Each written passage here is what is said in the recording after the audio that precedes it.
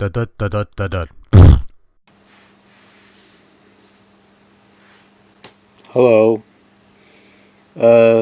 Please forgive me if I don't raise my voice or if I sound too quiet. It's late at night, and, well, it's late at night, so, excuse me. It's been a while since I did a proper pickup video. About at least a couple months since I did a proper pickup video. The last quote-unquote pickup video didn't really count because it wasn't really much of a pickup. We got a sizable number of pickups at least, if nothing else, so anyways, let's start off with a few NES games. We've got Silent Assault. It's a Color Dreams game, and what was once a majestic baby blue cartridge has now turned piss green. I wonder if this is a sign of the actual quality of the game, which I'm sure is exceptional. It's actually a good, challenging fight because you have to avoid the balls because they're instant death, and... Oh, wait. Sorry. Never mind, spoke too soon. Yeah, spoiler, I beat this on the first day I bought this, which was like a couple weeks ago. I beat it on the first night. I'll be sharing my thoughts on that sooner than later, but wanted to give it my own. It's another one to add to the pile, so I already got the black Color Dreams card, a proper baby blue card. Might as well toss in a puke green Color Dreams card. Anyways, moving right along. Al Unser Jr. Turbo Racing. Don't know much about Al Unser Jr. or this turbo racing stuff other than, well, what's his face there? Max Impact 24 or whatever his name is. He said this was alright, so it was cheap. Couple bucks. Might as well give it a shot, and if not, well, it's another one to add to the pile anyway, so anyways, continuing onwards. We've got Chip 'n Dale Rescue Rangers. Got The Little Mermaid, which I remember not being that bad of a game, actually. If you had little girls and you wanted to give them a quality video game, that would be the best way to choice, but I haven't played that in years, so... Got Impossible Mission 2. The box is close to meeting its demise. Interesting thing is the cartridge, though. All black. You have this cheap, generic black and white label. Probably a special edition, probably a rare edition, but it is the actual game, that much I can confirm. Let's set that aside there. Next one's kind of an interesting little thing. We got Circus Charlie for the Micro Genius. Micro Genius comes with either IQ 501 or IQ 701, and that sort of thing. It's essentially a bootleg, I'm guessing, bootleg Famicom cart. I don't know, Famicom carts are weird. You know, they come in plenty of colors, and yeah, anyways. Moving right along, a couple PS2 games. We got Godzilla Unleashed. Note the tape is still keeping this shut. I haven't had the chance to play this. Ultimate Spider-Man. It was cheap, so I figured why not. Cheaper than the $9.99 price tag would have you believe.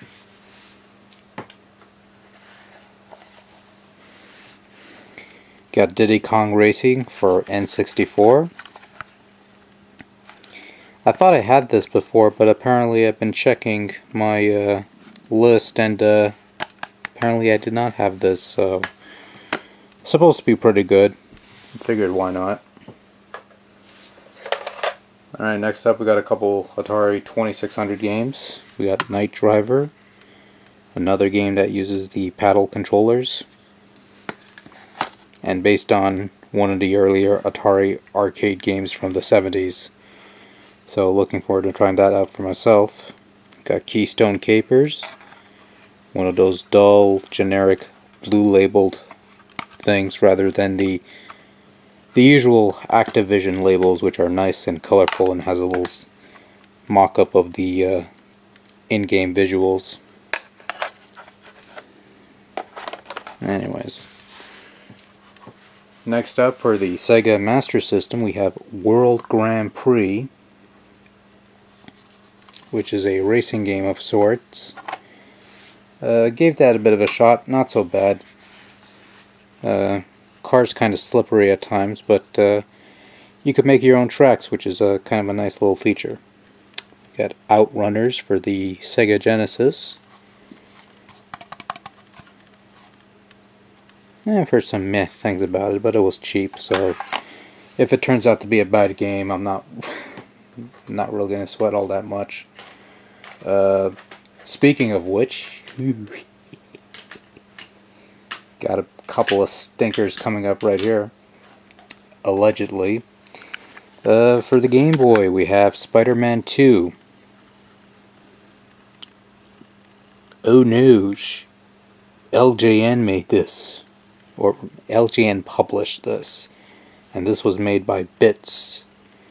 And Bits was known for making that other Spider-Man game on Nintendo, which I didn't think too highly of, but the Spider-Man 3 on Game Boy wasn't it wasn't too bad. So and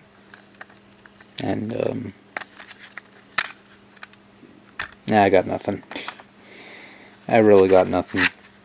Next up we got Stargate for Game Boy. Much like the Game Gear version, which a friend of mine was gracious enough to loan me his copy so I could review it.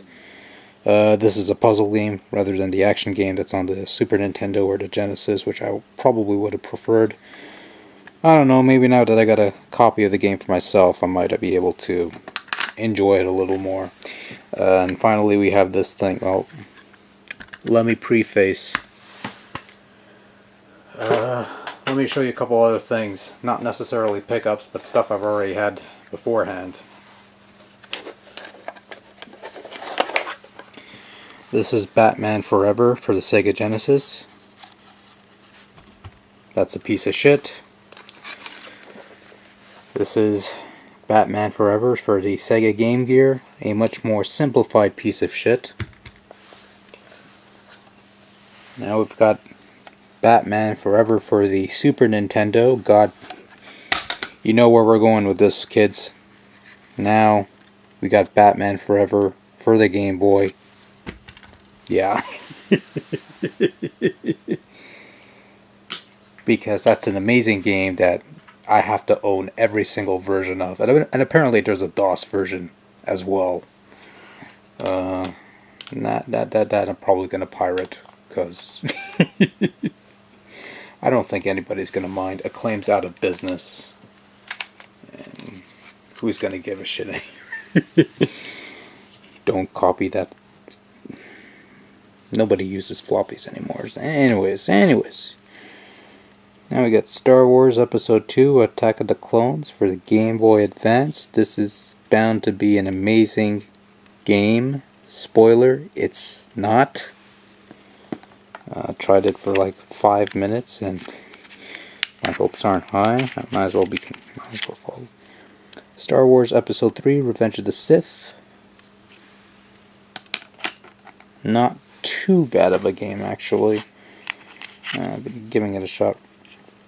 Kirby and the Amazing Mirror, which is a follow-up to the Kirby Nightmare in Dreamland, or whatever it was, that remake of the NES game. Super Bust-A-Move. And we got Fire Pro Wrestling. Yeah, it was $10, but it was worth it. And finally, for the Super Nintendo, we got Double Dragon 5, The Shadow Falls, which is based on some cartoon that I've never seen or heard of, and is a fighting game, much like Street Fighter 2, and not a brawler, much like Double Dragon was originally. And yeah, I've played that too. That's all I'm really gonna say. Oh, there's one other thing that I was able to snag. Wanted to get my hands on one of these for a while. Atari 7800 gamepad. Complete with a little unscrewable, screwable, removable.